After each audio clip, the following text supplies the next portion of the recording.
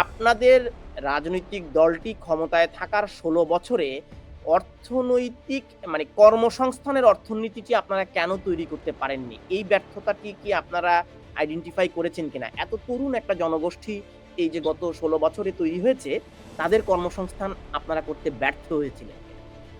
হ্যাঁ, দেখুন, প্রথম বলতে হয় যে জুলাই আন্দোলন যেটা, সে আন্দোলনটা কিন্তু আপনি যতগুলো বিষয় বললেন এর একটা পার্ট। তাদের আন্দোলনের মূল কথা ছিল কোঠা যে তৈরি করা, রিজার্ভ জায়গা, সেই রিজার্ভটাকে বাতিল দাবি তাদের ছিল। এখন আমি যদি শেখ হাসিনাকে ডিফেন্ড করি বা তৎকালীন সরকারকে ডিফেন্ড করি, অর্থাৎ সেই সময়ের প্রেক্ষাপটটাকে বলি, তাহলে শেখ হাসিনাই তো এই কোঠাটাকে বাতিল করেছিলেন 2018-তে। তাহলে শেখ হাসিনা তো এই ছাত্রদের যে ডিমান্ড, সেই ডিমান্ডের পক্ষে থেকে তিনি বাতিল করেছিলেন। আপনার দলের সভানেত্রী এবং সাবেক প্রধানমন্ত্রী শেখ হাসিনা সভানেত্রী পদ থেকে সরে যাচ্ছেন এবং সজীব ওয়াজেদ জয়কে দলীয় সভানেত্রী ঘোষণা করার উদ্যোগ নেওয়া হয়েছে। আসলে কি সত্য?